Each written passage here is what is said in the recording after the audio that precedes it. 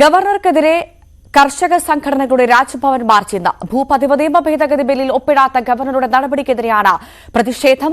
കേരള കർഷക സംഘം ഉൾപ്പെടെയുള്ള ഇടതു സംഘടനകളാണ് സമരത്തിന് നേതൃത്വം നൽകുന്നത്. ഇടതുമുന്നണി കൺവീനർ ഇ.പി. ജയരാജൻ സമരം ഉദ്ഘാടനം ചെയ്യും. വി അരുൺ വാർത്തയുടെ വിശദാംശങ്ങളുമായി ചേരും. അരുൺ, പ്രത്യേകിച്ചും ഈ രാജ്ഭവൻ മാർച്ച് ഇന്ന് നടക്കുകയാണ്. അതും ഭൂപതിവ് നിയമ ഭേദഗതി ബില്ലിൽ ഒപ്പിടാത്ത ഗവർണറുടെ നടപടിക്കെതിരെയായുള്ള പ്രതിഷേധം.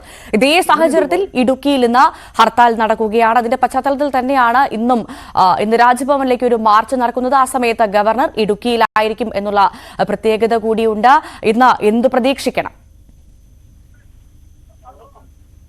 ഗവർണർക്കെതിരെയുള്ള CPM-ന്റെ ഇടതുമുന്നണിയുടെ സമര പരമ്പരയുടെ ഭാഗമാണ് ഇന്നത്തെ മാർച്ചും.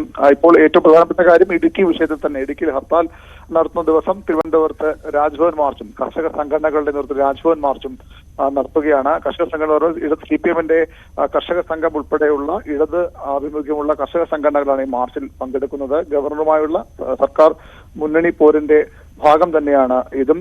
ഇടുക്കി വിഷയത്തിൽ ഗവർണർക്കെതിരെ ശക്തമായ പ്രതിഷേധത്തിന് CPM തീരുമാനിച്ചിരുന്നു. ഇതിന് ലോക്സഭാ തെരഞ്ഞെടുപ്പിന്റെ ഒരു പശ്ചാത്തലം കൂടിയുണ്ട്. കാരണം ഇടുക്കി ഏറ്റവും പ്രധാനപ്പെട്ട വിഷയങ്ങളിലൊന്നാണ്. ഭൂപതിവ് നിയമം ബില്ല് നിയമമായി കഴിഞ്ഞാൽ അവിടുത്തെ ജനങ്ങൾക്ക് വലിയ തരത്തിലുള്ള ആശ്വാസം ലഭിക്കും. അതുകൊണ്ട് തന്നെയാണ് അത് ഇത്തരത്തിൽ സർക്കാർ ഒരു തീരുമാനം കൊണ്ടുവരികയും അത് നിയമസഭയിൽ ബില്ല് അവതരിപ്പിച്ച് പാസാക്കി എടുക്കുകയും ചെയ്തു. പക്ഷേ ഗവർണറുടെ അനുമതിയാണ് അതിന് വേണ്ടത്. അത് വൈകുന്നത് രാഷ്ട്രീയമായി ഉപയോഗിക്കാനാണ് CPM-ന്റെ തീരുമാനം, ഇടതുമുന്നണിയുടെ തീരുമാനം. ഇടുക്കിയിലെ ലോക്സഭാ തെരഞ്ഞെടുപ്പിലും ആ വിഷയം ശക്തമായി ഉയർന്നു നിൽക്കും. സർക്കാർ എല്ലാം ചെയ്തിട്ടും ഗവർണർ അനുമതി നൽകുന്നില്ല എന്ന പ്രചരണമാണ് ആ വിഷയത്തിൽ CPM നടത്താൻ പോകുന്നത്. അതിന്റെ ഭാഗമാണ് ഇന്ന് രാജ്ഭവനിലേക്ക് ഇടത് കർഷക സംഘടന നടത്തുന്ന മാർച്ച്. അരുൺ, ഈ സർക്കാരുമായുള്ള കടുത്ത പോരിനിടെ തന്നെ ഈ നയപ്രഖ്യാപന പ്രസംഗം അടക്കം നടത്തുമെന്ന് ഗവർണർ വ്യക്തമാക്കിയ സാഹചര്യമുണ്ടായിരുന്നു. ഈ ഒരു സാഹചര്യത്തിൽ പോലും വീണ്ടും ഗവർണർക്കെതിരെയുള്ള നീക്കം അത് ഏത് തരത്തിലായിരിക്കും ഗവർണർ എടുക്കാനുള്ള സാധ്യതയുണ്ടാവുക? ഇനി അങ്ങോട്ട് എന്ത് പ്രതീക്ഷിക്കണം?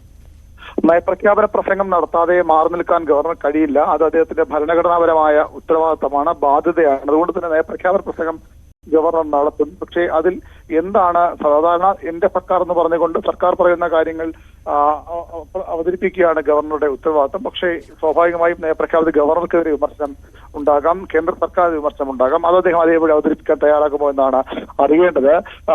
അത് ആ ഒരു കാരണം കൊണ്ട് ഗവർണർക്കെതിരെയുള്ള രാഷ്ട്രീയ നീക്കങ്ങളിൽ, രാഷ്ട്രീയ പ്രതിഷേധങ്ങളിൽ പിന്നോട്ട് പോകേണ്ട നിലപാടാണ് സർക്കാരിനുള്ളത്. അത് ഗവർണർ ഉത്തരവാദിത്തം അദ്ദേഹം നിർവഹിക്കണം. അതിനപ്പുറത്തേക്ക് ഗവർണറുമായി ഏതെങ്കിലും തരത്തിലുള്ള ഒത്തുതീർപ്പിന് CPM-ഓ സർക്കാരോ ഈ ഘട്ടത്തിൽ തയ്യാറാകില്ല. അതുകൊണ്ടാണ് ഒരു വശത്ത് നയപ്രഖ്യാപനം നിൽക്കുമ്പോൾ തന്നെ പ്രതിഷേധം, പ്രതിരോധ നീക്കങ്ങൾ ശക്തമാക്കി സർക്കാരും ഇടതുമുന്നണിയും മുന്നോട്ട് പോകുന്നത്.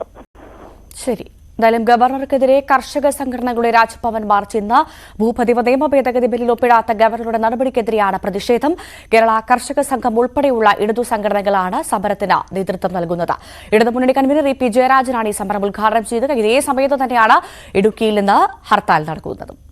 വി അരുണാണ് വാർത്തയുടെ വിശദാംശങ്ങൾ പങ്കുവച്ചത്.